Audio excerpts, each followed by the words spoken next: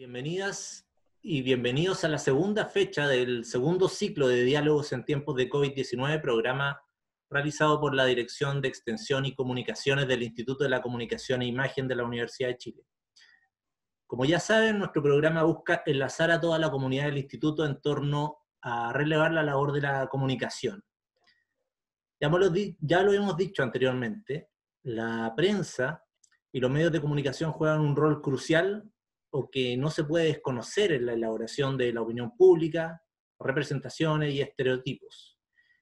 En este nuevo programa de Diálogos en Tiempos de COVID abordaremos el tema de la transformación de los medios en época de pandemia, aprendizajes y nuevos desafíos. Para esto hemos invitado a 4 periodistas ligadas y ligados al área.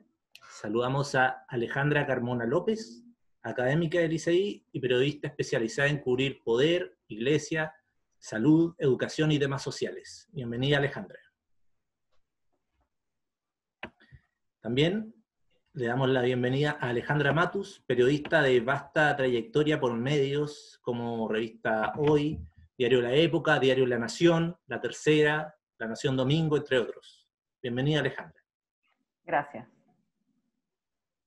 También saludamos a Patricio López, director de Radio Universidad de Chile y periodista que lleva más de una década conduciendo diversos espacios de ese medio. Bienvenido, Patricio. Muchas gracias, Sebastián, por la invitación. Y además le damos la bienvenida a Sergio Jara, profesor del ICI, director de prensa del Desconcierto y compasado en diversos medios de comunicación como La Tercera, Radio Bio Bio, entre otros. Bienvenido, Sergio. Hola, Sebastián. Muchas gracias por la invitación. Gracias a ti. Como primera pregunta, ¿cómo están? ¿Y qué les ha parecido la cobertura mediática de la pandemia? Da la impresión de que si no fuera por la prensa, muchos asuntos hubiesen pasado, entre comillas, colados. Estoy pensando, por ejemplo, en el trabajo de la misma Alejandra Matus y su reporteo para obtener los datos del subregistro de decesos de COVID-19. Podemos comenzar con Alejandra Carmona. ¿Qué medios te han llamado la atención y por qué? ¿Y qué otros, en cambio, han quedado al debe durante esta pandemia, Alejandra? O sea, yo creo que más comparar qué medios lo han hecho bien o qué lo han hecho mal, yo creo que justamente lo que ha hecho la Ale Matus, en el fondo ha sido súper importante también, pero más que nada para hacer una reflexión respecto a cuáles son los medios que está leyendo la gente ahora, cuáles tienen la responsabilidad de ser medios de comunicación, cuáles no, por ejemplo, o cuáles funcionan como medios o no, si las redes sociales ahora también pueden servir para esto. Conversábamos con unas colegas antes justamente de este tema, y la verdad es que coincidíamos en que ya nadie puede decir que un medio establecido como tal, o que se puede comprar en la esquina, digamos, todavía, o por portal de pago, puede entregar más información, por ejemplo, que un hilo de Twitter importante respecto a información relevante, sobre todo que información que se estaba ocultando. Porque yo creo que lo importante ahora es la noticia y cuál es la información que uno va a entregar. Si bien es cierto, yo creo que la diferencia entre cualquier medio de comunicación que diga que es un medio y otro medio de comunicación que defiende su posibilidad de ser un medio y que tiene un nombre establecido como medio, no solamente que exista el nombre o que sea reconocido como un medio de prensa, sino que también es cuán veraz es la información. O sea, el miedo que le tiene a la gente, por ejemplo, o los mismos periodistas o comunicadores, a las fake news que salen de Twitter es absurdo. O sea, las fake news han sido portadas de medios súper respetables, o no sé si tan respetables, pero han sido portadas de medios como el Mercurio, por ejemplo, La Segunda. Entonces las fake news no es algo novedoso. Por lo tanto, la pregunta que nos queda es, ¿qué es un medio de comunicación, en el fondo? ¿Es el medio establecido que conocemos hasta ahora, o también puede ser las redes sociales? Yo creo que pueden ser las dos. Que lo que diferencia una u otra cosa es la calidad y la ética de la información que se está entregando. Eso pienso yo respecto a eso. Entonces no podría comparar qué medio lo ha hecho bien o qué lo ha hecho mal. Yo creo que el aporte que ha hecho Alejandra Matus es buenísimo, no solamente desde el punto de vista de la información que entrega y en el momento en que la entrega, ¿cierto? Que hace en el fondo que el gobierno tenga que salir a explicar cifras y a desnudar cifras, sino que también, por ejemplo, medios como CIPER, que también hizo una presión importante al respecto. Pero yo creo que de eso se trata, de esa es la reflexión que tenemos que tener ahora, en el fondo, de la calidad de la información que vamos a entregar, y creo que eso hace la diferencia. No sé qué piensan. Sergio Jara, quizás. ¿Estoy en silencio? No, estoy con el micrófono activado. Concuerdo un poco. Me parece que el trabajo de la Alejandra, de Cipre, y ahí con Nicolás Sepúlveda, con Pedro Ramírez, Alberto Orellano, la Claudia también, ¿no? Es potente, es importante y es relevante para lo que está sucediendo, incluso también para lo que sucedió en el estallido social. Creo que ambos eventos están un poco conectados y hablan o explican, en el fondo desnudan lo que es el ecosistema de medios chileno, que es limitado y que está bastante vinculado a lo que son los intereses corporativos, ¿no? La Tercera, el Mercurio, que antes imponían una pauta que se seguía sagradamente, hoy día han visto que ese modelo se rompió, ¿no? Ya no existe ese modelo donde los diarios imponían absolutamente la pauta como antes. Han aparecido los medios digitales, han aparecido periodistas independientes con plataformas, como bien lo ocupó la Alejandra con Twitter, para romper ese cerco informativo que existía antes. Lo lamentable de esto es que todavía siguen generando la información diaria. El problema de CIPER, por ejemplo, o que tienen medios como que se dedican meramente a la investigación, es que no nos podemos informar a través de ellos todos los días, ¿no? Y la necesidad de información que tienen los ciudadanos y las ciudadanas es diaria. Por lo tanto, todavía existe ahí la necesidad de poder levantar medios de comunicación que puedan y que tengan alcance también, ¿no? Porque hoy día existen medios de comunicación que están informando diariamente, pero que lamentablemente no tienen alcance o tienen muy bajo alcance, y están en construcción precisamente de ese alcance, lo cual les quita, por otro lado, peso en lo que tiene que ver con el área de reportaje o el área de investigaciones, porque tú tienes que tomar elecciones. Y esto es importante decirlo para que también se entienda. Cuando tienes un medio pequeño, por ejemplo, yo asumí hace poco la dirección de prensa del Desconcierto, tú tienes que saber dónde poner bien las piezas, ¿no? Elegir bien qué hacer, cómo hacerlo, digamos, ¿no? Y hay un debate permanente entre generar audiencia para poder crecer y en función de aquello crecer orgánicamente y poder hacer mejores reportajes, o dedicarse netamente a los reportajes. Pero inmediatamente viene el problema del financiamiento, que me imagino que vamos a abordar un poco más adelante. Entonces es una encrucijada bien difícil y dolorosa para los periodistas. Hoy día nuevamente venimos de jornadas de despidos masivos en Megavisión, me parece, en Mega, también nuevamente cientos de personas que salen, todas las semanas nos enteramos de despidos masivos en los medios. Entonces eso va jibarizando también nuestro trabajo, nos va poniendo, a muchos colegas los va poniendo a la defensiva, preguntándose si deben o no deben ir más allá y arriesgar sus puestos laborales, porque también lo ataca a ellos este fenómeno de la cesantía como cualquier otro chileno o chilena. Entonces estamos en una situación muy compleja, de mucho riesgo para el periodismo, de mucho riesgo para la información. Yo celebro lo que hacen periodistas independientes, lo que hace CIPER, pero todavía siento esa necesidad de un diario que esté, o de una radio, o de un sitio web, o de lo que sea, pero de un medio que esté sin compromiso corporativo, informando todos los días respecto de lo que sucede, fiscalizando, por ejemplo, las leyes que el gobierno ha ido impulsando, los decretos que ha ido sacando para poder gobernar esta pandemia. Me parece que todo lo que tiene que ver, por ejemplo, con los datos personales que se están reuniendo a través de aplicaciones, todo lo que tiene que ver con las leyes laborales que ha dictado el gobierno y cómo las empresas se están aprovechando de ellas, todo el manejo de datos, los sanitarios, son tres elementos centrales dentro de esta discusión, y no me parece que los medios que sí tienen espalda, que sí tienen recursos para hacer esas investigaciones, para entrometerse en esos asuntos, lo estén haciendo. Entonces aparecen pequeños esfuerzos de algunas periodistas, como el caso Lale, de algunos medios que también están bastante pequeños, como CIPER. Hay que recordar que CIPER trabajan 3, 4 personas, no trabajan más. Nosotros en el Desconcierto hacemos lo que podemos también, somos re poquitos, digamos, con recursos muy limitados. La Radio Universidad de Chile lo mismo, me imagino, ¿no?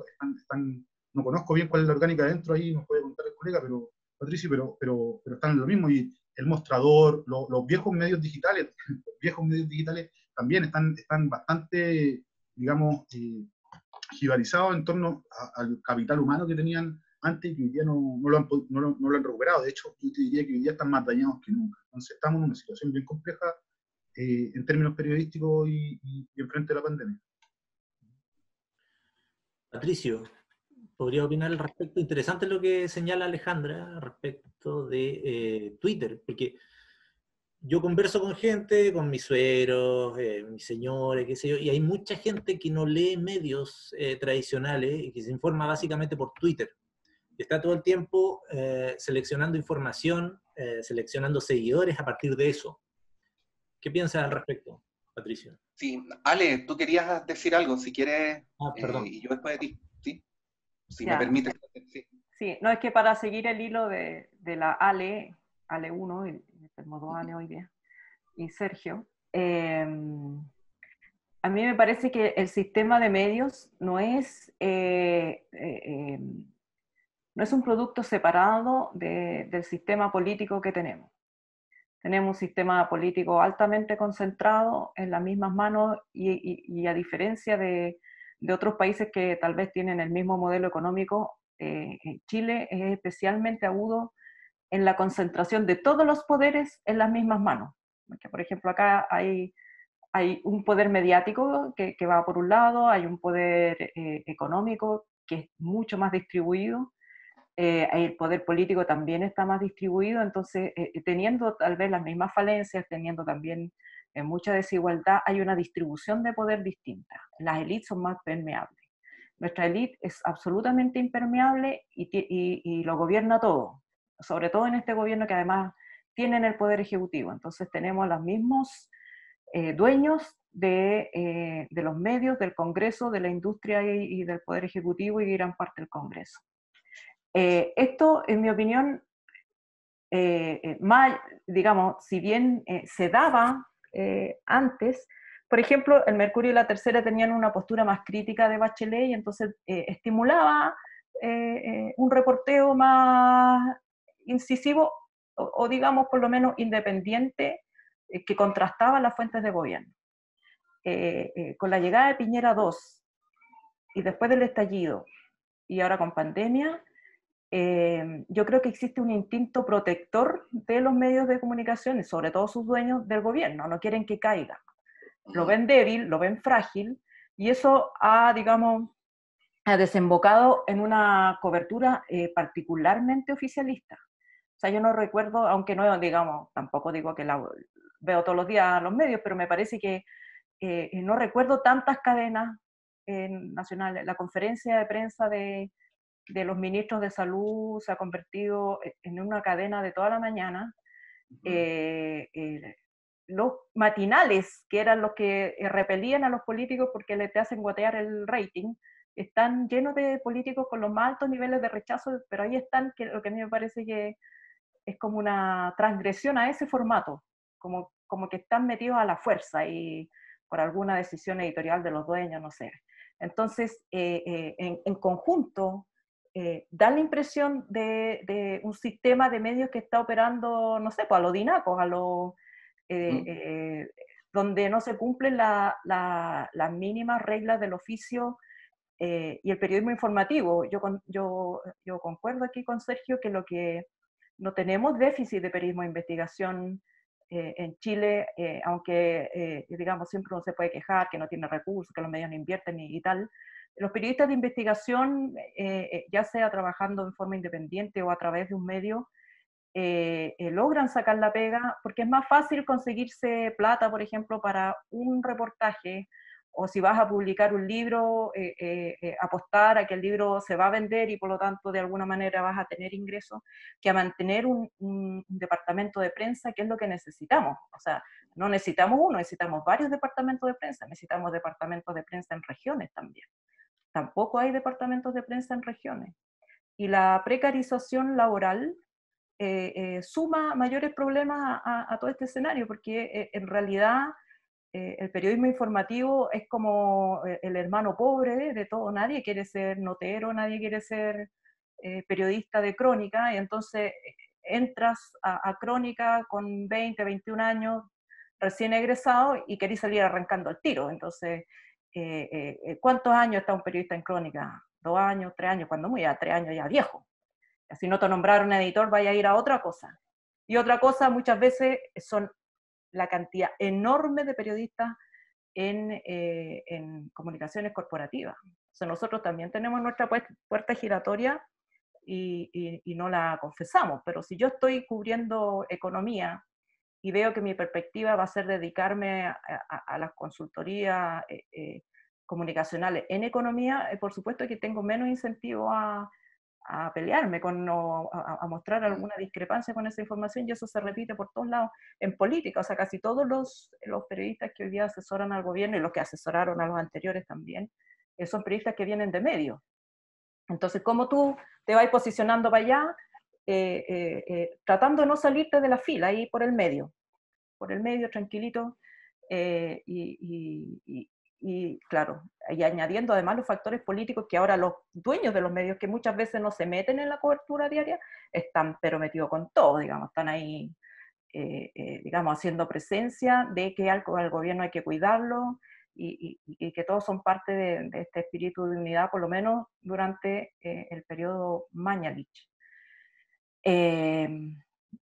Y claro, yo creo que esas distorsiones del medio hacen que cualquier información sencilla que se sale de la fila o que hace la pega del trabajo informativo de por lo menos consultar 3 fuentes, digamos que es como la regla de una nota informativa mínimo 3 fuentes, si no, a los estudiantes no se la aceptan, pero en los diarios sí.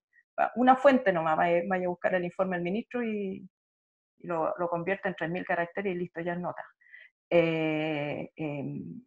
Me parece que esa conformidad con ese tipo de periodismo nos ha llevado a también esta otra distorsión. A la distorsión, no, este es periodismo investigativo. Cuando uno dice periodismo de investigación, piensa ya periodistas con cierto oficio, con cierta experiencia, con habilidades especiales, que van a usar, digamos, tienen más fuentes para llegar a cierto tipo de información, y entonces todo lo demás, bueno, sí, porque ellos hacen eso. Y a mí me parece que el tema es, el déficit está en el periodismo cotidiano, que el periodismo de investigación no te da, y tenéis que tomar decisiones. Tenéis que tomar decisiones. ¿Qué tema vais a investigar?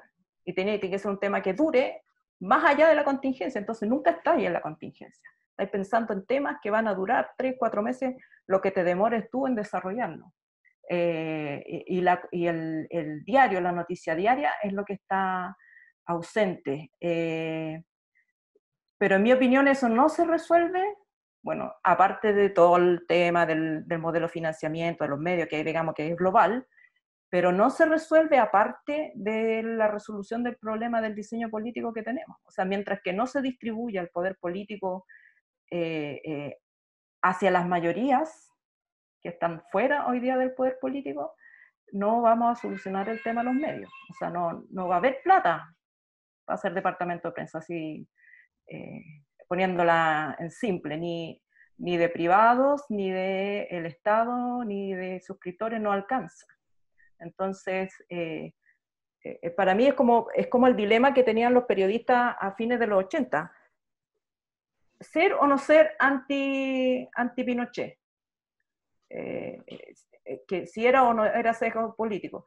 Y yo creo que en términos generales, estar contra de Pinochet, más allá de las razones obvias, es porque en dictadura no se puede hacer periodismo. O sea, es una definición por la naturaleza de las cosas. Y en este sistema político, que no es una dictadura, pero tiene una alta concentración de poder y hay mucha discrecionalidad y hay una élite endogámica, tampoco se puede hacer periodismo sin pagar, digamos, sin pagar costos o en pobreza o en marginalización de los medios. Entonces, a mí me parece que digamos, que esto también nos pone a los periodistas en tomar opciones políticas. En esta constitución, en este sistema político, no vamos a tener el tipo de periodismo que la sociedad chilena requiere. ¿Vamos a poder hacer investigaciones periodísticas? Sí, yo creo que sí, porque cada cual, no sé, vive de hacer clases ya y se las arregla. Pero periodismo cotidiano que necesitan departamentos de prensa, periodistas reporteando todos los días y reporteando bien, no. Patricia. Y además esa transversalidad del poder que dice la ley, que muchos llaman el partido del orden también, que opera transversalmente. O sea, no hablamos de derecha, no hablamos de Piñera, no hablamos de ellos, hablamos de la concertación también. O sea, cuando la concertación tuvo la posibilidad de asegurar, por ejemplo, un medio público, estamos hablando de gobierno de Bachelet, por ejemplo, la mayoría de los platas de publicidad se iban justamente para los medios que conocemos como tradicionales, ¿no? La Tercera, el Mercurio, o sea, había una poca... se le ha dado poca importancia a la necesidad de tener un medio, y yo no creo que sea azaroso tampoco. O sea, hay una construcción de modelo político que quiere justamente que no exista ese periodismo, que dice Lale, por ejemplo. Claro, uno ve el periodismo de investigación y piensa, claro, en sí, pero en grandes investigaciones, y la verdad es que ¿qué periodismo no debería ser de investigación? O sea, deberíamos estar todos investigando todo lo que tengamos que hacer. ¿Cuál es esa diferencia? Y claro, mientras exista ese muro, esa transversalidad en la élite, va a ser muy, muy complicado también que nosotros podamos financiar, que podamos levantar nuevos proyectos, y que también un periodista tenga la independencia para poder vivir de ello, que es el gran problema ahora. ¿Patricio va a decir algo? Sí. No, mira, lo primero es que a mí me alegra que esta vez el debate sobre el rol de los medios y del periodismo en la sociedad sea un debate que haya excedido a los periodistas, más allá de que esta vez en este foro habemos solo periodistas y lo está organizando el ICI, pero bueno, esta vez, a propósito de algunos aportes como los que hizo Alejandra, el debate, bueno, ha llegado a las dirigencias políticas, ha llegado a los analistas, ha aparecido en otros espacios, y yo me alegro mucho porque pienso que es tanto mejor o es tanto más profundo o trascendente el debate respecto al rol del periodismo cuando lo pensamos en el contexto de una comunidad, ¿no? Y no solamente en el legítimo contexto de lo que nos pasa a nosotros en el ejercicio profesional o en los lugares donde trabajamos. En ese contexto, a mí me ha llamado profundamente la atención, bueno, en primer lugar, una cierta virulencia con que al principio se reaccionó cuando se empezaron a hacer cuestionamientos al rol de la autoridad, como si eso en un contexto de pandemia no se pudiera hacer. O sea, hubo un uso abusivo de esta idea del consenso nacional, que entre otras cosas hizo desaparecer a la oposición varias semanas, y cualquier crítica a la autoridad era interpretada como un acto prácticamente antipatriótico. Bueno, y obviamente el carácter abusivo de ese gesto se demostró semanas después, cuando los periodistas que estaban señalando precisamente las faltas que se producían demostraron tener la razón, y no la autoridad con sus maneras avasalladoras. Ahí yo creo que hay un gesto súper importante, porque si nos preguntamos en el contexto de una comunidad, ¿por qué es importante el rol de los medios o el rol del periodismo? Lo que inmediatamente aparece, y especialmente en un país tan desigual como este, ustedes lo decían, es contribuir a que las élites y el modo en que ejercen el poder no se terminen traduciendo en políticas poco sabias, autoritarias, viciosas, en fin. O sea, esta es una sociedad donde el poder está muy mal distribuido. Y en sociedades donde el poder está mejor distribuido, donde existen mejores contrapesos, obviamente los mecanismos para la fiscalización de las actividades de las autoridades políticas, por ejemplo, de las autoridades económicas, funciona en un carácter más institucional. En países como el nuestro, bueno, como eso no ocurre, el rol del periodismo se vuelve mucho más importante. Y fíjense ustedes cómo muchas veces las críticas que ha hecho el periodismo en las últimas semanas han contribuido o a mejorar políticas públicas, o al menos a corregir políticas públicas que estaban mal hechas en un contexto donde literalmente, y no quiero ponerle color con esto, pero lo voy a describir literalmente, está muriendo gente, ¿no? Y una mala política hace la diferencia entre que muera más gente o muera menos gente, de eso estamos hablando.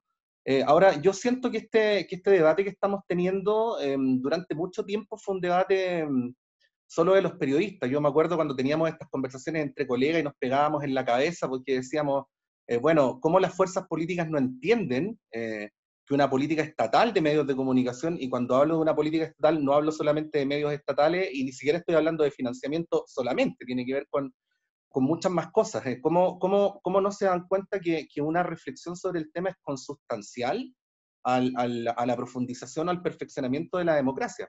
Y ustedes se acuerdan que aquí no hay una exclusividad de los proyectos políticos conservadores, porque los proyectos políticos autodenominados progresistas incurrían en lo mismo. Yo nunca vi ninguna línea sobre política estatal de medios de comunicación, por lo menos durante los últimos 25 años.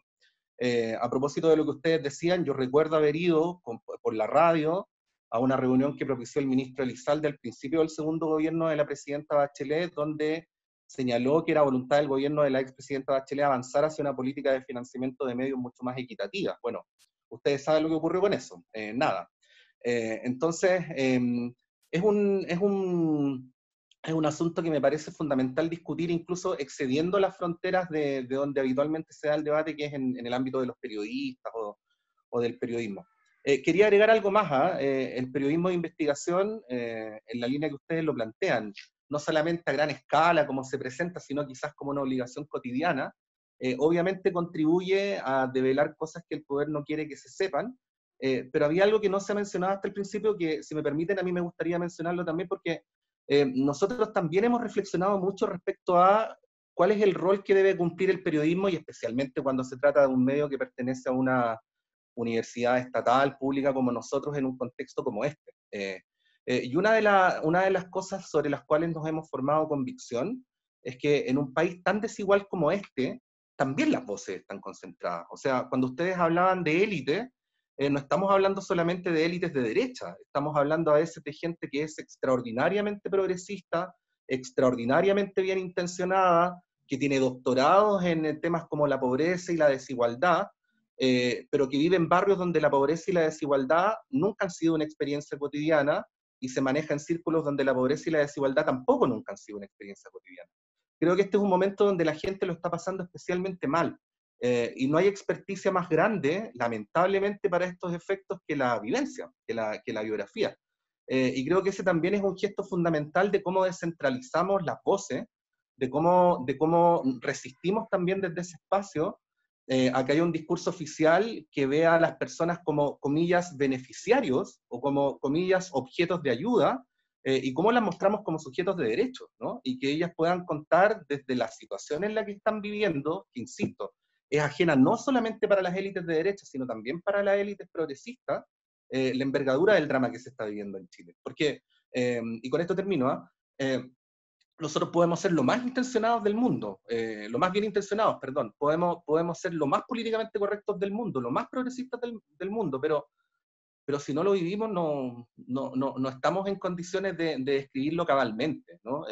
Si no nos toca levantarnos a las 5 de la mañana y viajar de Puente Alto en micro y metro al trabajo, nunca vamos a poder describirlo por mucho que empaticemos con la situación.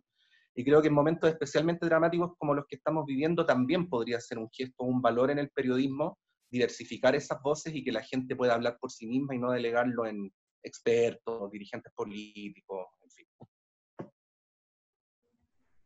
Oye, no, quiero que lo que dice Patricio me parece fundamental, porque también los periodistas tendemos a mirar el rol periodístico de los medios de comunicación y no miramos las otras dimensiones que son tan importantes en los medios de comunicación. Por eso, digamos, en la defensa de los medios de comunicación, a mí me parece que esta integralidad de un lugar que no es solo el poder fiscalizador o digamos, ser el contrapoder y tal, digamos, que a veces lo cumple, en sociedades sanas lo cumplen muy bien las fiscalías. A mí me parece que el rol de los medios de comunicación es un rol de representación de la sociedad y de distribución de poder también. ¿Cómo distribuimos poder? ¿A quién le ponemos el micrófono? Es una manera de distribuir el poder. Y la manera y la representación que hacemos de las personas. En Chile, por ejemplo, no sé si eso ha cambiado en el último tiempo, pero la última vez que se hizo la contabilidad, el 99,9999% de los columnistas son hombres. Eso te dice algo de la sociedad. Si tú le das el micrófono del pensamiento solo a hombres, es una manera tácita de decir que las mujeres no están capacitadas para pensar. Cuando se trata de hablar de la situación que vive la mayoría de la gente, los tratas como que si fueran minorías. Las minorías, y en Chile la minoría, que es la élite hiperconcentrada y endogámica, se trata a sí misma como que ellas fueran el canon. la norma, de todo, en todos los aspectos, en la cultura, en la política, en la ciencia, en la economía. Digamos, se habla desde Vitacura con el bosque, desde ahí se habla, y entonces todo el resto es marginal, cuando es al revés, o sea, es al revés, y los medios normalmente no logramos salir de esa trampa y vamos y le ponemos el micrófono al curita de turno o al bueno de turno, que como dice Patricio, pueden ser gente súper buena, súper importante y tal vez que te podrían dar información de contexto, pero los protagonistas directos no hablan nunca, o solo hablan llorando, o solo hablan cuando son por un tema de crimen, pero con la dignidad con que nosotros tratamos al resto de las personas, no los tratamos nunca, y yo creo que en esto, digamos, cada cual tiene sus propias experiencias, pero a mí me parece que el rol de los medios de comunicación es ese. No solamente el periodismo, porque el periodismo solo periodismo en un medio de comunicación es como mascar cemento. Es árido, es difícil, no es un lugar al que uno quiera ir. Yo creo que los medios de comunicación tienen que ser un lugar al que uno quiere ir, de que se va a reír de qué chistes, de donde va a opinar de qué cosas, donde voy a entender, voy a saber qué cursos está dando, no sé qué, abierto en la universidad. O sea, tiene que englobar, tiene que ser una casa donde que te represente, te refleje y te trate bien. Y a mí me parece que eso es lo que no tenemos. Digamos, los periodistas también pecamos de eso, ¿no? Que vamos detrás de una fuente laboral, como que ponemos el acento ahí, y no lo que debe ser un medio de comunicación para una sociedad mayor, digamos, y que yo siempre me acuerdo, voy a poner este ejemplo y me retiro. Yo estaba en la época y cubría judicial y yo siempre andaba, el golpe, y a veces no había página, pues, teníamos 2 páginas y media en Nacional, y ahí había que entrar a los golpes, ya. Y entonces, la media página que teníamos, que quedaba siempre, era la media página que queda sobre los muertos, le llamábamos nosotros, era el obituario. Entonces, yo presioné un par de veces al editor para que sacáramos los muertos, porque era lo que podíais levantar, y poner una noticia ahí que es muy importante, que el golpe del mundo mundial. Bueno, y después, o sea, una vez la segunda vez o tercera vez que hicimos eso, recibimos los llamados, o sea, estaba ahí cuando estaba llamando a la gente quejándose que por qué sacar, bla, bla, bla, bla. Y ahí te dais cuenta que el valor que yo le daba a mi noticia era mucho menor que lo que la gente le daba a que aparezca el nombre de su familiar fallecido en la página del diario. Y eso para mí fue aprendizaje de por vida. O sea, los medios de comunicación, la página La Hípica, el crucigrama, no sé, todo tiene que estar, no solamente el periodismo. Sí, yo quiero decir algo respecto a eso. Yo creo que en eso tenemos un mea culpa grande que hacer los periodistas, más allá de los medios, de la concentración del poder, etcétera. Yo creo que los periodistas también nos hemos buscado un poco que, por ejemplo, no sé, pues para el estallido social, cada vez que uno fuera a la marcha tuviera que ir súper cubierto para, en el fondo, no decir que eres periodista, porque inmediatamente te empezaban a atacar y a preguntarte de qué medio eres bueno o malo, o sea, súper heavy. O sea, yo entiendo que mucha gente, que muchos periodistas, colegas se enojaran con eso, porque uno está haciendo su pega, está ahí, se levanta a las 6 de la mañana, se acuesta a las 12 de la noche, porque es así, po. El periodismo en general es así, pero yo no sé si eso baste. O sea, yo creo que hay un colador, un primer colador que nosotros hacemos y que también nos pone en esa misma élite que en el fondo criticamos y que negamos. Todos los periodistas vivimos, no sé, yo ya me crié en Estación Central, ya no vivo en Estación Central, vivo en Ñuñoa, no sé qué estará pasando en mi Villa Portales ahora con la pandemia. También hay un alejamiento de nosotros respecto a lo cotidiano. Y yo creo que esa mea culpa también tiene que hacerse. O sea, cuando Piñera llama a una conferencia de prensa y no va a dar declaraciones, y tú vas y pones el micrófono, ¿qué valor tiene esa cuña por sobre la de la señora de la hormiga?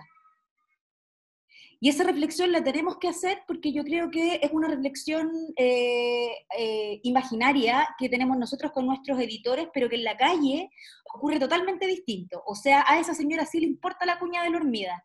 a esa gente que quiere más medios de comunicación o más plurales, también sí le interesa esa cuña. Entonces yo creo que nosotros tenemos que hacer un mea culpa importante respecto a qué le ponemos el micrófono y por qué le ponemos el micrófono y por qué hacemos venia ante las autoridades que solamente nos quieren entregar un informe que perfectamente podría mandar, no sé, una cuña de 2 minutos por WhatsApp, en video, no sé. Bueno, que además te va a llegar, o sea, va a llegar igual. claro, cuando tenés escasez de recursos, yo no entiendo para qué mandar a periodista a una conferencia de prensa que te va a llegar igual, a menos que quieras ir a hacer una pregunta muy especial, muy específica, es una pérdida de tiempo, porque después lo podéis bajar por internet, el propio ministerio lo publica, yo creo que eso también tiene que ver con, tampoco nos hemos actualizado a la nueva realidad digital, o sea, ya no es necesario ir a buscar información oficial que va a estar en una página. O sea, la labor del periodista tiene que buscar lo que no está, lo que no va a estar en esa página. Bueno, eso que dices, Ale, es un dilema real, no es un dilema hipotético. Y a propósito de lo que decía Sergio, de cómo gestionar recursos con precariedad o con limitaciones. Pues, o sea, nosotros hemos tenido esa conversación exacta en las reuniones de pauta. Si estamos seguros que Piñera no va a hablar y que no va a aceptar preguntas, ¿tiene sentido que vaya alguien? No, a no ser que te tiré el cuello y ya puedes hacer preguntas, digamos, que sería No sé, imposible. yo no estoy tan seguro. Perdón, Patricio, que te interrumpa, pero No, por favor. la presencia en el lugar igual te da, digamos, depende de que vayas. Si vas solamente a poner el micrófono para reproducir como una casetera, ya no existen más. Pero para reproducir, digamos, el discurso oficial después en tu radio, en tu televisora, o a través de una cuña en tu medio escrito, claro, no es necesario que vayas. Pero si vas para poder reportear el entorno, hay un montón de gente que se mueve alrededor del presidente que es reporteable, digamos. Si vas con una intención investigativa, con un foco bien puesto, yo creo que es otro el asunto. Pero entiendo que se refieren a la pauta diaria, al ejercicio diario. O sea, a seguir la pauta, incluso a seguir la pauta, porque así como tú dices, la presencia da señales, la ausencia también. Entonces, cuando tú haces conferencias de prensa y llamas a una conferencia de prensa y siempre tenés 20, 30 periodistas, sin importar lo que digas, si esos periodistas no van, también te dice algo, bueno, dejó de ser relevante lo que usted me iba a decir. Si usted me va a controlar quién hace preguntas, quién hace... La ausencia también habla. Entonces yo creo que la diversificación de las pautas también. O sea, en Chile, sobre todo, y yo he estado en esas posiciones y sé, digamos, que uno siente esa intranquilidad de estar en un lugar distinto donde están todos los otros colegas. Uno tiene esa, digamos, tendemos a estar ahí por si acaso, porque no vaya a pasar algo y justo yo no estaba. Pero yo creo que hay que aceptar el fuego y empezar a hacer pautas distintas, porque aunque tú estés investigando, igual estás investigando la pauta de ellos, igual estás siguiendo la pauta. Y no sé, pues si Piñera habló del ingreso mínimo de emergencia, tú puedes tener una pauta distinta del ingreso mínimo de emergencia, pero igual vas a estar hablando del ingreso mínimo de emergencia. No tienes una pauta autónoma de la pauta que te llega todas las mañanas y que te dice a qué hora va a hablar quién. Y esa diversificación que uno sí la ve en otros ecosistemas mediáticos donde no hay conferencias de prensa casi, digamos. No hemos logrado nunca en Chile, en ningún periodo histórico que yo conozca, por lo menos tal vez antes del golpe, no sé, pero desde los 80 para acá, reporteamos en Piño, hablamos de lo mismo y nos cuesta mucho salir de ese cerco. Nos da miedo. A mí me pasa con los colegas, digamos, ya yo llevo unos 15, 18 años, entre 15 años y 18 por ahí, creciendo el periodismo, y me ha tocado pasar por varios medios. De hecho, empecé en uno digital, que es Terra, que ya no existe, pero parece que ahora existe de nuevo, porque... Sí, volvió, anunciaron que volvía, sí. Pero vuelve como un agregador de noticias, que es lamentable, porque si va a volver... No existe el nunca más ni el para siempre, Sergio. No hay muerto en... Claro. Pero también pasé por la revista América Economía, que es una revista de cuché de negocios, ¿no? Por el Mercurio, en el área financiera. De hecho, gran parte de un libro que escribí después es producto del aprendizaje que pude hacer ahí, digamos, y el entrar en contacto con todas esas fuentes que para un periodista como yo estaba lejos, ¿no? Lejos de poder acceder a ese nivel de fuente. y después incluso la tercera también, la Bio. Digo, estuve en los grandes medios del país y yo creo que no hay mucho que hacer, digamos, o sea, hay mucho que hacer, digamos, pero me parece que a lo que nos enfrentamos hoy día, que es lo mismo que nos enfrentábamos hace 30 años cuando volvió la democracia, es lo mismo. Mientras los dueños de los medios de comunicación sigan siendo quienes son, esto difícilmente va a cambiar, digamos. Por algo Luxig se compra un canal, ¿no? Si a través de Canal 13 no va a ganar plata, todos lo sabemos. Y por algo pone también a quien pone a cargo del canal, a Cristian Bofill, digamos, y de ahí para abajo, si tú analizas los periodistas que están todos sobreideologizados, para ocupar un término que ocupa mucho la derecha, no, al revés, digamos. Me parece que son todos periodistas sobreideologizados en un extremo del periodismo. Estuve hace poco en un foro donde uno de esos periodistas incluso planteó que en el estallido social no se violaron los derechos humanos, de que los periodistas no podíamos hablar de que se estaban violando los derechos humanos, y eso se lo estaba diciendo a una asistencia de estudiantes de periodismo. Imagínate lo que esos estudiantes de periodismo aprenden de ese periodista que también es académico, digamos.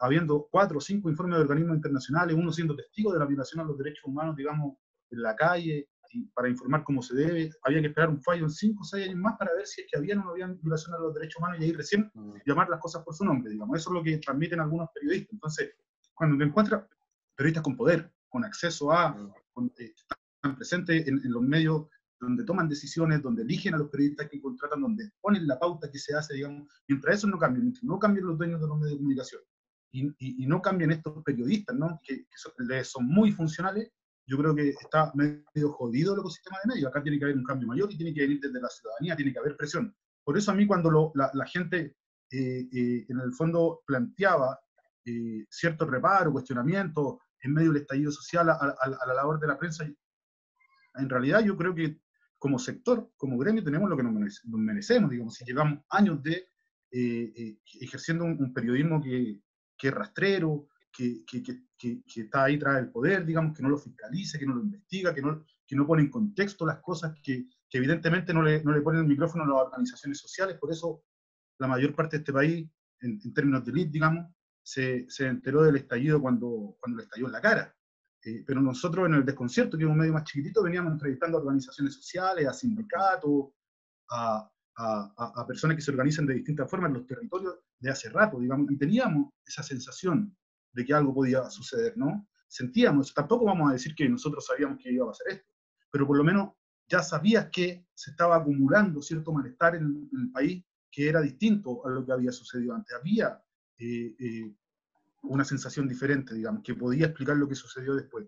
Entonces, cuando están alejados de esas fuentes los medios de comunicación, que es lo que se habló hace un rato, yo creo que caemos en esa ignorancia y caemos en ese tipo de periodismo que es el que lamentablemente hoy día para la cuarentena nuevamente se está reproduciendo, con pautas muy, o sea, ustedes ven los matinales ahí no se hace periodismo, digamos, pero se entrevista, se genera contenido, hay noteros, hay periodistas trabajando, qué sé yo, ¿no? Es muy parecido a lo que sería un programa de magazine periodístico. Y vemos los invitados. Si ustedes hacen un análisis, solamente van alcaldes de derecha a la televisión. Solamente van alcaldes de derecha. No, bueno, el Jadwe. Pero Daniel Jadwe a veces, claro. Que Daniel Jadwe, digamos. Es como que Alejandra Matus va porque es Alejandra Matus también, ¿no? Digamos, no es que ellos tengan la permanente intención de invitar a voces que son críticas o que van un poco más allá y que investigan un poco más allá y que descubren y destapan aquello que el poder quiere ocultarnos. No están en esa situación. Y al contrario, están favoreciendo permanentemente a ciertos sectores políticos. Entonces, para mí es un problema de dueños de medios de comunicación y de formación, ¿no? En la medida que las nuevas generaciones se formen de manera distinta, con un foco crítico, creo que el foco crítico es elemental para nuestra profesión.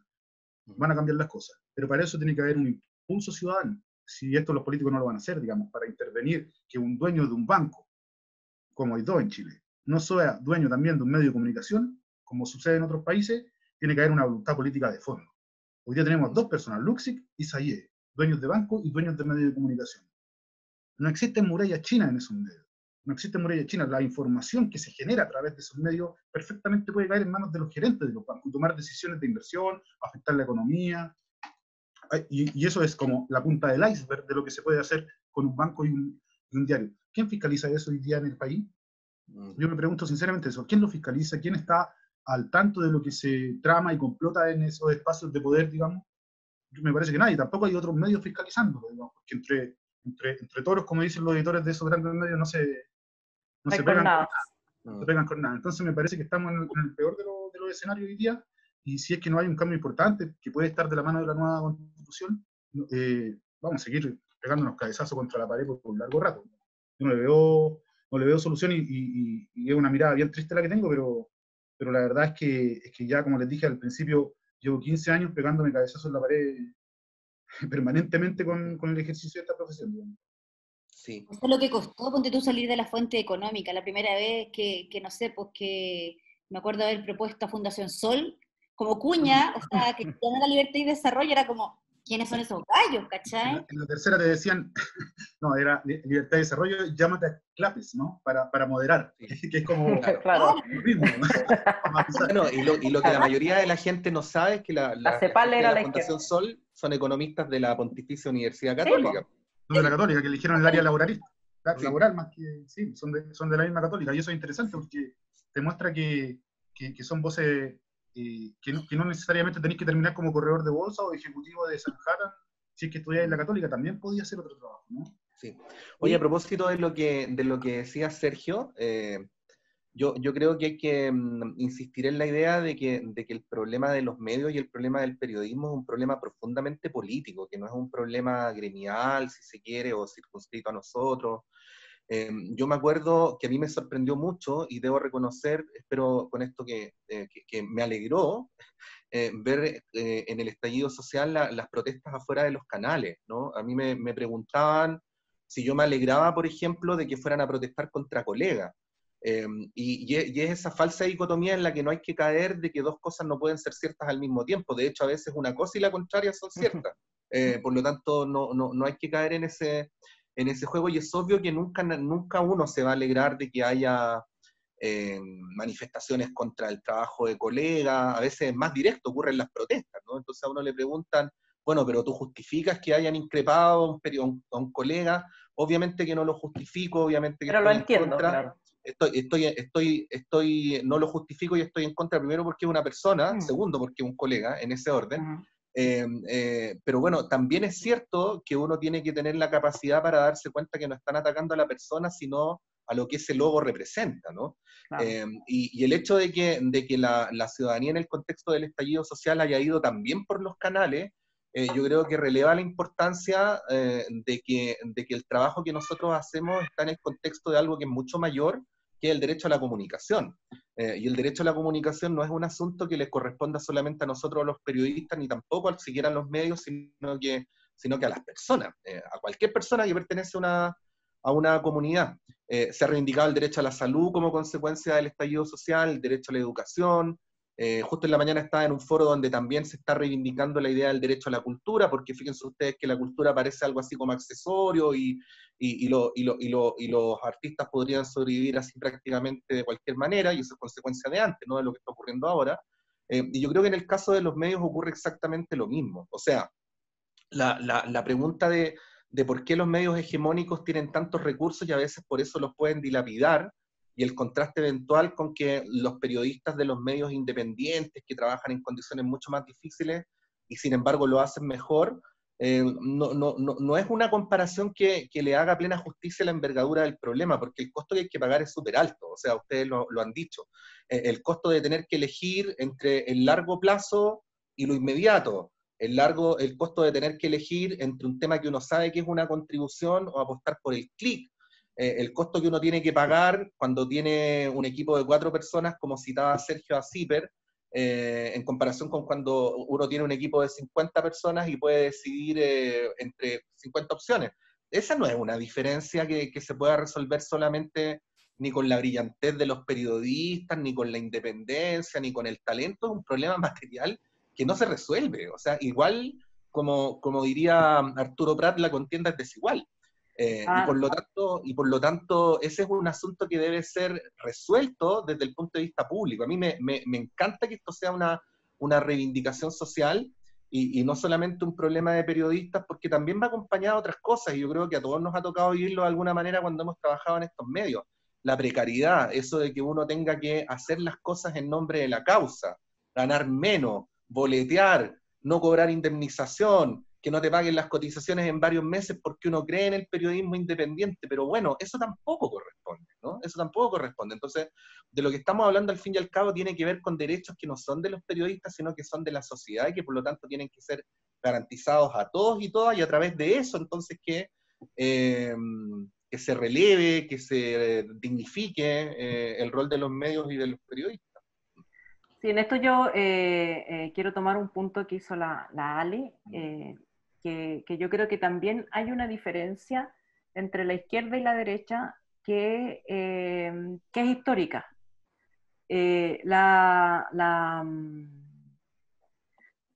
Como dice el profesor Santa Cruz, nuestra prensa tiene tradición de prensa doctrinaria, en el sentido de que es primero la causa, o el periodismo, o la información, o lo que sea que vaya en el medio, está en función de una causa. Y por eso, digamos, se mantienen medios que incluso están quebrados y se mantienen circulando porque la causa es más importante que el negocio. Pero la derecha lo hace aparecer como que lo de ellos no es doctrinario, como que son medios tradicionales de periodismo, ecuménicos, objetivos, y todos los medios de derecha, de izquierda, son más doctrinarios que las chuchas. Sí, claro, los porque doctrinarios además, somos nosotros. sí, pero además los medios de izquierda ponen la bandera en la portada. Entonces, claro, y todas estas contradicciones que, digamos, entre todos ustedes probablemente soy la que lleva más años digamos, viviendo esas precariedades de que no te pagaban el sueldo, que eres negro, que te cotizaban por el sueldo mínimo y después cuando te echaban te pagaban por esa, digamos, esa indemnización, y son medios de izquierda, pues compañeros. Entonces, esas contradicciones con las que es difícil vivir. Es súper difícil vivir y escribir sobre la precariedad laboral de los demás cuando tú estás viviendo en la precariedad laboral. Entonces, yo creo que en eso es súper importante, no sé cuál de ustedes lo dijo, a Patricio, parece que también es importante que nosotros hablemos de lo que vivimos, porque los periodistas en general, digamos, salvo cuando ya, después de muchos años, pero cuando tú eliges un camino que es castigado, de salirte de la fila, vaya a estar siempre en la precariedad y en términos de ingresos, a lo mejor tus ingresos mejoran con el tiempo, pero siempre son menores que los ingresos del que eligió el otro camino. Y esa disparidad es la que te habla del estado de las cosas. Porque si tuviéramos medios saludables, en el amplio espectro político, podrías tener posiciones políticas distintas, pero no tendrías por qué tener un outcome distinto de sueldo, de condiciones de vida, de seguridad, de cotizaciones, en fin. Y por eso estoy de acuerdo con ustedes en que esto no es un problema de los periodistas. Y lamentablemente por mucho tiempo ha sido así, por culpa nuestra, pero también por culpa de la sociedad o de los entes políticos que entienden las comunicaciones como algo separado. Y yo también me alegro que en el estallido, sobre todo, haya sido un tema político, justo o injusto, digamos, injusto con probablemente el notero individual, pero justo en la identificación del problema, porque protestaban con los canales porque identifican un problema que es más allá de la calidad de las noticias, es un problema de representación. No están representadas ahí las mayorías y por eso la molestia. Entonces, yo creo que estamos en un momento precioso para ser parte de esta discusión, para incorporarnos al debate, que es un debate más largo, más complejo, y probablemente las soluciones que hemos pensado también hay que revisarlas, porque también, no sé, pues desde mis tiempos, cuando venimos pensando de este problema, se nos ocurren como tres cosas, como la redistribución de la publicidad estatal, medios financiados por el Estado, y fondos concursables para medio provincia. O sea, como las tres cosas que se nos ocurren. El fortalecimiento de los medios públicos, claro. Claro. Pero a lo mejor hay más cosas que en el debate con los demás se nos van a ocurrir. Por ejemplo, la publicidad estatal en realidad es un subsidio estatal, porque no vamos a decir que hoy día los avisos del Estado necesitan ir en un diario escrito que no lee nadie. O sea, no, es un subsidio. Es un subsidio directamente del Estado a la gran prensa chilena que nunca ha dejado de estar ahí. Nunca, en todos estos años, y uno viviría con un avisito de eso, que le hubiera llegado el plan B o que le hubiera llegado el desconcierto, con un avisito nomás, ni siquiera quiero dame lo que me corresponde por audiencia, por la audiencia que tengo. Nunca llegó, pero ya no llegó. Entonces, no sé si podemos seguir aspirando a ese subsidio en circunstancias que es un subsidio que en rigor debiera desaparecer. El Estado no necesita. Claro. Hay una ley de medios, yo creo que claro, o sea, tiene... que reforme todo. Que no esté a la arbitrariedad de que, le voy a tirar un aviso al Mercurio porque quiero que me entrevisten el domingo. No, pues.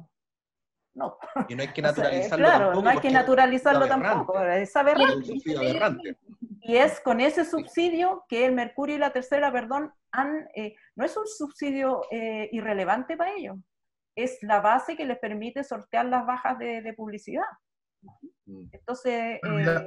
Mira, cuando la radio Biobío, Ale, estaba con una demanda laboral encima de una colega, que era por vulneración de derecho, tutela de garantías, ¿no? Y esa es una indemnización millonaria. Si ustedes más o menos se involucran en cómo es la ley laboral, digamos, y las demandas por despido injustificado o por vulneración de derecho, la vulneración de derecho es millonaria, pero además te castiga con el Estado. Tú no puedes firmar contratos con el Estado durante 2 años, que fue lo que le pasó, entiendo, al Centro de Microdatos o algo relacionado con la Universidad de Chile en su momento también. Por algo se fue la encuesta hacia la Católica, porque no la pudieron firmar también con el Estado. Y eso implicaba que la radio Biobío, por lo tanto, si perdía esa demanda, dejaba de percibir millonarios recursos al año, que eran en torno a los 1.000 millones al año por conceptos de contratos publicitarios. O sea, estamos hablando, y la Biobío es uno de los 3 principales medios de comunicación en Chile, según un estudio de la Universidad de Alberto Hurtado, que recibe mayores cifras de financiamiento estatal entre la Biobío, la Tercera y el Mercurio. Eran los 3 medios, la Biobío Tercera, por supuesto. Eran los 3 medios. O sea, estamos hablando, por eso la Biobío en ese tiempo, cuando estaba esta demanda laboral encima, digamos, no había tanto problema por la difusión que se le estaba dando en algunos medios, en redes sociales a la demanda, que en el fondo dejaba muy mal, ¿no?, a los dueños de la radio y todo el tema, ¿no? En realidad no les importaba mucho eso, lo que más les importaba era perder este subsidio estatal, porque se ha transformado en eso, en un subsidio estatal que le permite a estos grandes medios seguir haciendo lo que hacen, y a los medios más pequeños, como el que dijo yo, por ejemplo, hoy día, no nos llega ni un peso eso, pero ni un peso, estamos ni siquiera un centavo. Es que no te llega nada. 0 pesos. El sector corporativo, el empresarial, tampoco pone plata acá, digamos. En la Nación le llegaba. Nosotros hemos hecho para la Nación, claro. Pero si además, mira, yo fui jefa de prensa del Ministerio del Trabajo 1 año y medio. Y como jefa de prensa, claro, yo por supuesto quería poner avisos del ministerio en mis compañeros medios independientes, pero no podía, porque no están en el convenio marco. Entonces, el convenio marco es un convenio que a priori te obliga y todos los ministerios, porque todos los ministerios, no solamente el gobierno central, todos los ministerios, reparticiones públicas, municipalidades, o sea, todo el aparato del Estado, y no solamente en Santiago, sino también en regiones, el ítem de publicidad se va a los medios que tienen convenio marco. ¿Y cuáles son? Mercurio y la Tercera. Yo no sabía que en mi tiempo no estaba la radio Biobío, no sé cómo entró ahí a esa categoría, pero... Con influencia. Claro, pero igual, pues, pero tú decís, ¿cómo? O sea, si entró la Biobío, ¿por qué no entraron los demás? ¿Cómo pasó eso? O sea, que no. Porque logró 2 cosas, yo creo que fue el alcance, un alcance nacional, que está en todo el país, digamos, y eso es muy relevante para poder llegar a las regiones, y esa red le permite, red de radio regional le permite hacer todo eso. Y segundo, con lo que ustedes ven de Tomás Mochetti nomás, que es un tira y afloja con las autoridades de poder, y en la medida que sueltan afloja, y en la medida que no sueltan aprieta. A mí esa es una cuestión clara, no solamente en la Biobío, también en la Tercera, y también en el Mercurio. En la medida que se estrechan los márgenes, aprietan, y en la medida que les cae más, sueltan.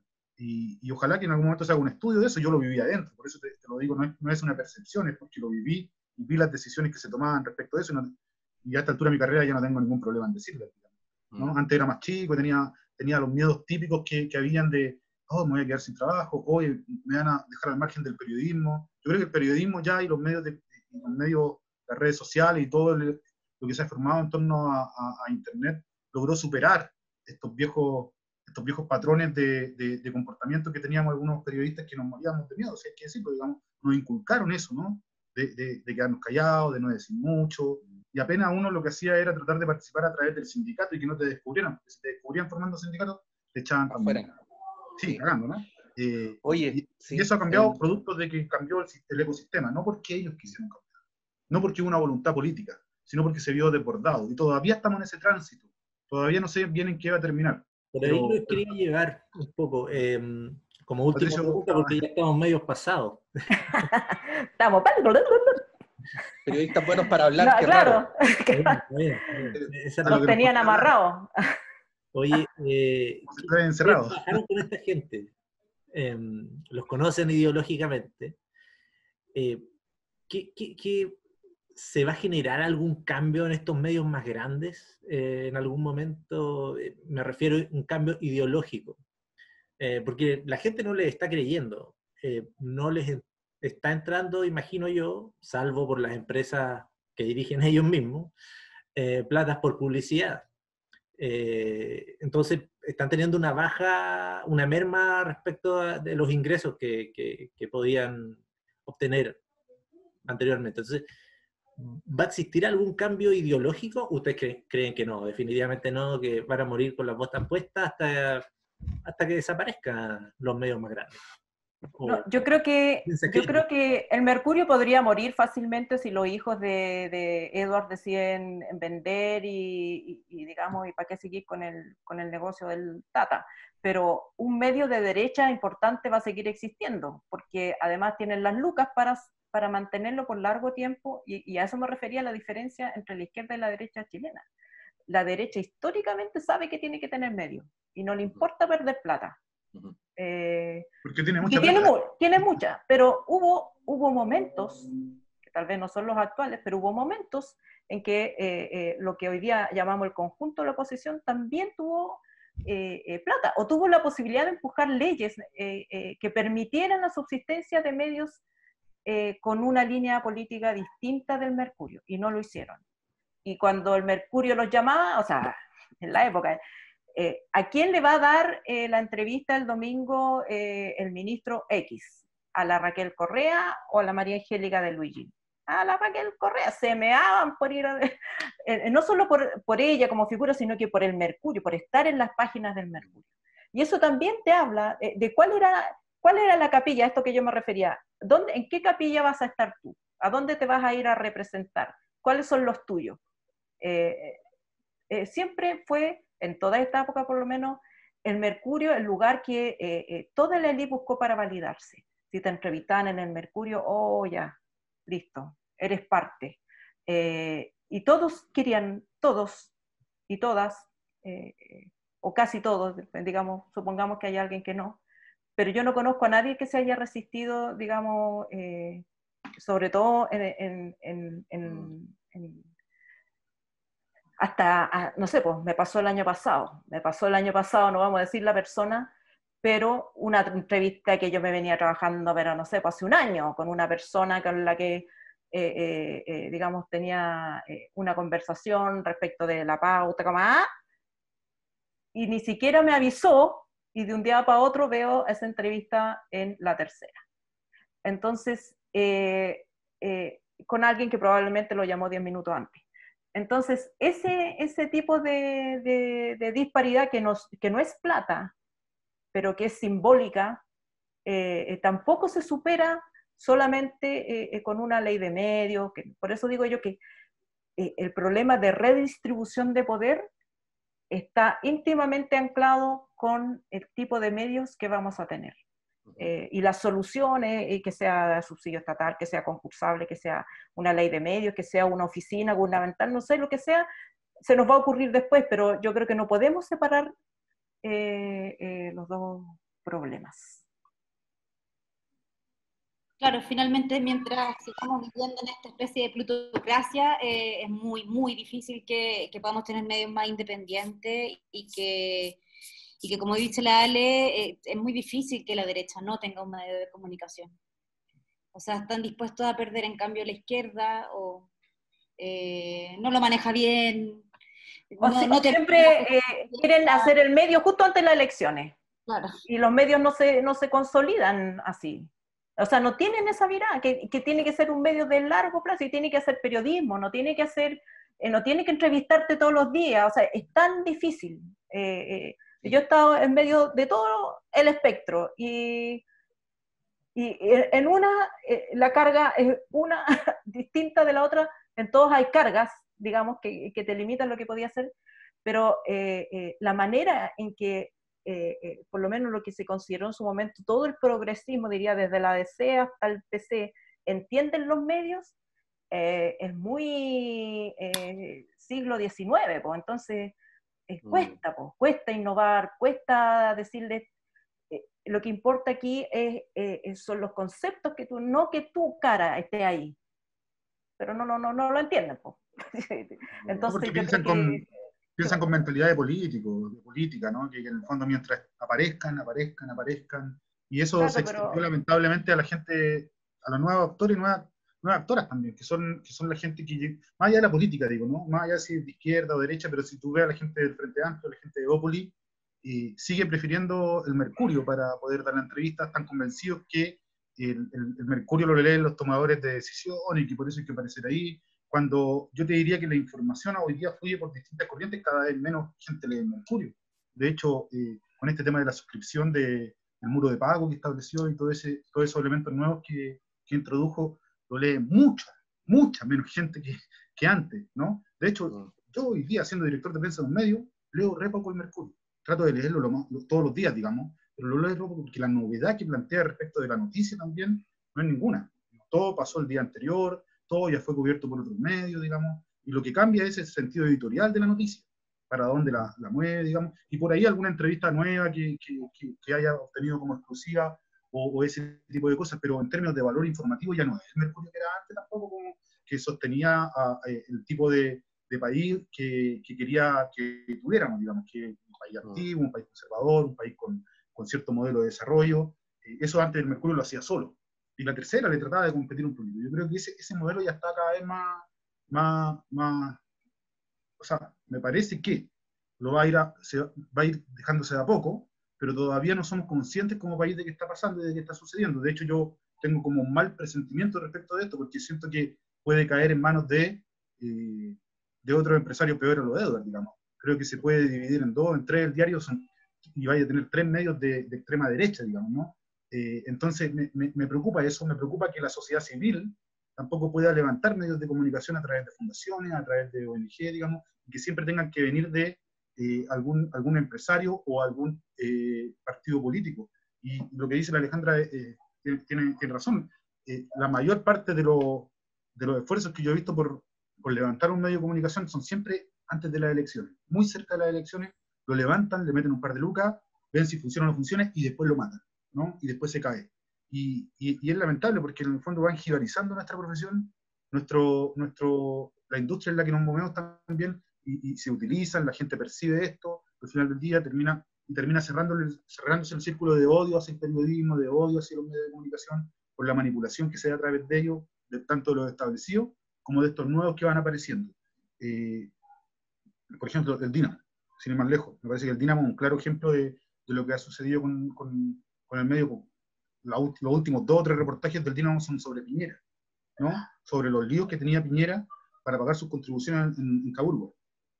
Esos reportajes, aparte de haberles cambiado el título, aparte de haber sacado el periodista que los construyó, fueron los últimos 2 o 3 reportajes que hizo el Dínamo. No hay más reportajes de ahí en adelante. Ustedes metan, naveguen ese diario y ahí te das cuenta que la vocación periodística se perdió por otra de administración de intereses.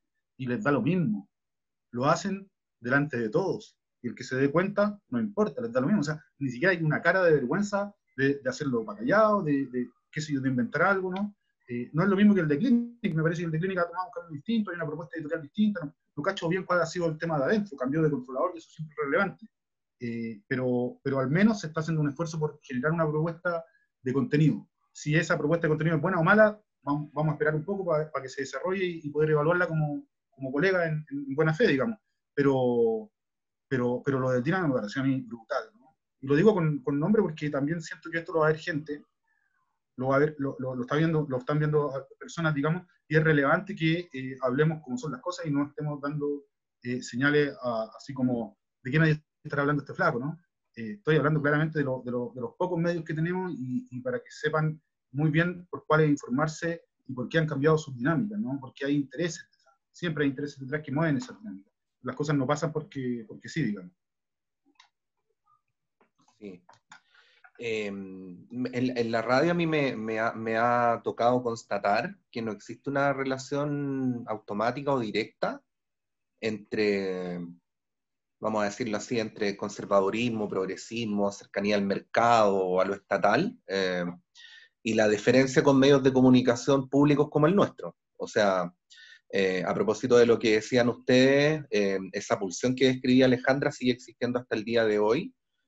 Nos cuesta mucho más a veces entrevistar a algunos importantes dirigentes del Frente Amplio que a importantes parlamentarios de la derecha, de Chile Vamos. Y esos parlamentarios de Chile Vamos nos conceden la entrevista con todo gusto porque, bueno, podemos explayarnos en las ideas, podemos hacer preguntas, podemos contrastar paradigmas con respeto, y es un espacio interesante de todas maneras. La pregunta es por qué hay otros dirigentes que se supone que estando en la órbita de la reivindicación de lo público, de la importancia del Estado, bueno, a la hora de la pulsión por la figuración, prefieren esos otros medios. Eso no se ha acabado. El hecho de que en Chile haya una convicción muy clara de la derecha respecto a la importancia de los medios, no quiere decir que en la izquierda, por contraste, siempre haya sido igual. Yo no quiero dar la lata histórica, pero hay que recordar que el padre del movimiento obrero chileno, Luis Emilio Recabarren, tenía como uno de los ejes más importantes de su trabajo el desarrollo de la prensa obrera. Y durante muchas décadas hubo una convicción al respecto que curiosamente se derrumbó luego del retorno a la democracia, y ahí hubo, bueno, ya está documentado, hubo políticas explícitas de bloqueo de los financiamientos internacionales, de falta de compromiso con el desarrollo de medios, y bueno, yo tampoco ahí naturalizaría el hecho de que el progresismo, por ser progresismo, tiene menos sensibilidad respecto a la importancia de los medios. Yo creo que en algún momento se produjo un pacto elitario que hacía que, bueno, hacer preguntas fuera más incómodo para determinados sectores que simplemente participar de esos espacios donde los sentidos comunes se reproducían. Y entonces a lo mejor habría que buscar la razón más allá de la convicción por los medios, quizás simplemente en conveniencias de carácter político, de esta pertenencia a esa élite que ustedes describían como una de las razones por las cuales hoy día tenemos lo que tenemos. Y por eso creo que es importante que la demanda provenga de la ciudadanía, porque ya de las dirigencias, al menos a este respecto, y sin querer caricaturizar, creo que no podemos esperar demasiado más que lo que ya hemos visto. Bueno, ha sido un programa súper interesante y les dejo la palabra para que puedan decir lo que quieran como comentario final, si es que alguien tiene algo en el tintero. Yo solamente quiero decir que adhiero completamente a lo que dijo Patricio, me parece que es el mejor cierre, así que no agregaré nada más. Un abrazo y saludo a todos los que nos estuvieron escuchando. Muchas gracias. Me acordé de la célebre frase de ¿quién fue? ¿Tironi puede haber sido? ¿O Correa? No me acuerdo ya de la mejor política. Tironi. Era no tener política comunicacional, ¿no? La mejor política de medios no tener política de medios. En el fondo, yo creo que de ahí nace, bueno, la dictadura, ¿para qué hablar? ¿No? Si la dictadura no resiste análisis respecto a la política de medios, saben lo que pasó ahí. Pero de ahí en más, desde Patricio Aylwin en adelante, están las raíces de lo que... Bueno, Ken Dermota se pronuncia así el apellido, ¿no? Dermota. Sí. Lo graficaba muy bien en su libro, y un libro antiguo ya, ¿no? En el que se describía qué pasó con los medios de comunicación en Chile, y me parece que ese análisis, ese libro que que nos pasan en la escuela de periodismo todavía está muy presente, todavía no cambia el ecosistema de medios, ha sido lamentable, me parece que no va a cambiar por voluntad de los políticos, ni tampoco por los dueños de los medios de comunicación, va a terminar siendo sobrepasado por lo que es el cambio tecnológico. Por eso creo, y por una ciudadanía también cada vez más consciente de sus derechos y de exigirlos como tal. Por ahí me parece que va a haber el cambio, que igual es positivo, digamos, que venga de otro lado y no de los mismos de siempre. Bueno, muchas gracias. Dale. Gracias a ti, Sebastián. Gracias. Me despido cariñosamente, agradezco también a quienes nos escucharon y tenemos una ardua tarea por delante, porque en el fondo el debate respecto a qué es un medio de comunicación, las redes, los hilos, Twitter, los medios, va a seguir sobre la mesa, y eso tiene que ver con la calidad del trabajo que hacemos también, no solo con los medios. Sí. Bueno, Gracias, Sebastián. Gracias, Sebastián. Gracias, Sebastián, Gracias. Alexei, Alejandra, Sergio. Chao. Un abrazo. Ha sido un gusto estar con Lo mismo ustedes. digo.